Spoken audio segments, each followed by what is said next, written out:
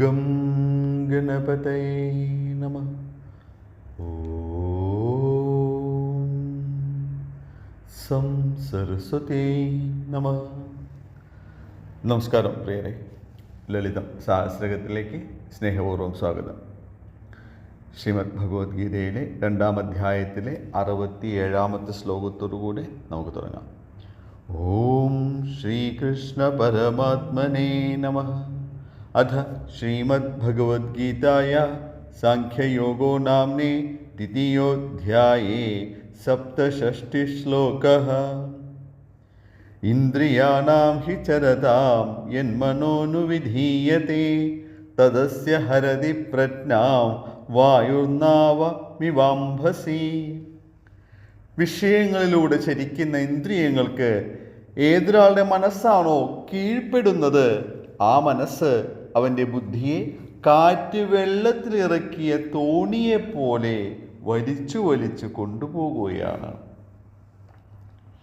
നാമം 509 വരാം. മേധോനിഷ്ഠ, മേധസ്സിൽ നിഷ്ഠാവതിയായിട്ടുള്ള ശക്തിയെ മേധോനിഷ്ഠ എന്ന് വിശേഷിപ്പിക്കാം. ഈ നാമം കൂടെ ചേർത്ത് വയ്ക്കുമ്പോഴാണ് കഴിഞ്ഞ നാമത്തിൻ്റെ അർത്ഥപൂർണിമയിലേക്ക് നമ്മൾ എത്തുന്നത്. കഴിഞ്ഞ നാമം അധികൃതയായിരുന്നു അല്ലേ? മേധോനിഷ്ഠ എന്ന് പറയുമ്പോൾ മേധസ്സിൽ അധിഷ്ഠിതയായിട്ടുള്ളവൾ, കോശത്തിലൂടെ ബാധിക്കുന്നവൾ, വളരുന്ന തടിയിൽ നിഷ്ഠാവതിയായിട്ടുള്ളവൾ എന്നൊക്കെ യുക്തമായ പല വ്യാഖ്യാനങ്ങളെ കൊണ്ടുവരാം. ഒരു ധാതുവിനെ ഉദ്ദേശിച്ചുകൊണ്ട് സ്വാധിഷ്ഠാനാംബുജകതയിൽ തുടങ്ങിയ വിസ്താരം ഇപ്പോഴാണ് ആ ധാതുവാണ് എന്ന് നമ്മെ കൊണ്ട് മനസ്സിലാക്കിപ്പിക്കുന്നത് അല്ലേ? നാമങ്ങളുടെ വിന്യാസ സ്വഭാവം അനുസരിച്ചിട്ട് ഒരു ധാതുവിൻ്റെ ഉത്പാദനം നടക്കുന്നിടത്ത് നിന്ന് ആരംഭിച്ചിട്ടാണ് നാം ആ ധാതുവിലേക്ക് എത്തിച്ചേരുന്നത്.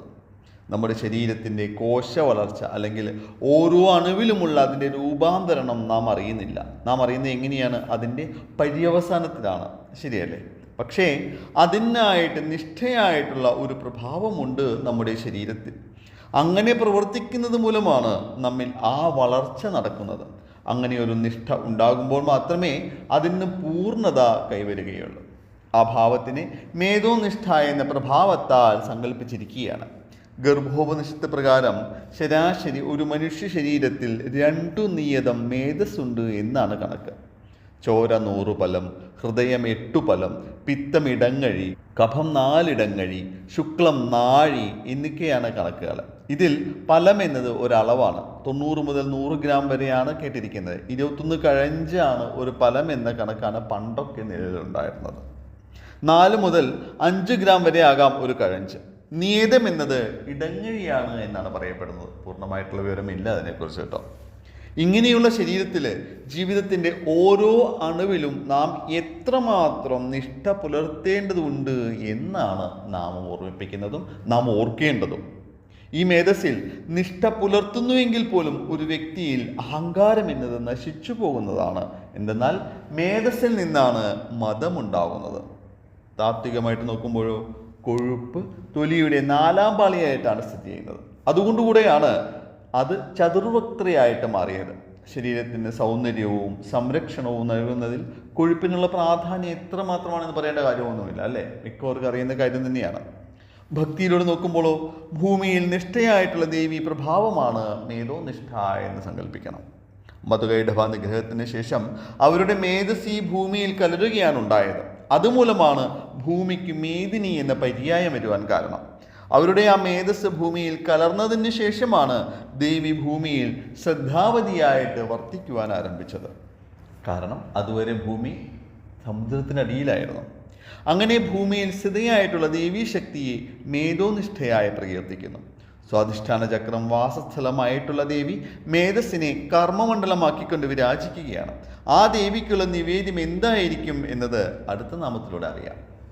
ഇപ്പോൾ നാമം അവസാനിപ്പിക്കാം. നാമത്തിലെ ചിന്ത നിഷ്ഠയായിരിക്കണം. ഏതൊരു കാര്യത്തിനും ഒരു നിഷ്ഠയുണ്ട്. ആ നിഷ്ഠയുടെ മാഹാത്മ്യം നമ്മൾ അറിയണം. നമസ്കാര ശബ്ദം ഓം മേധോനിഷ്ഠായൈ നമഃ. നന്ദി, നമസ്കാരം. സർവം ജഗദംബാർപ്പണമസ്തു. അന്യഥാ ശരണം നാസ്തി ത്വമേവ ശരണം മമ. തസ്മാത് കാരുണ്യഭാവേന രക്ഷ രക്ഷ മഹേശ്വരി.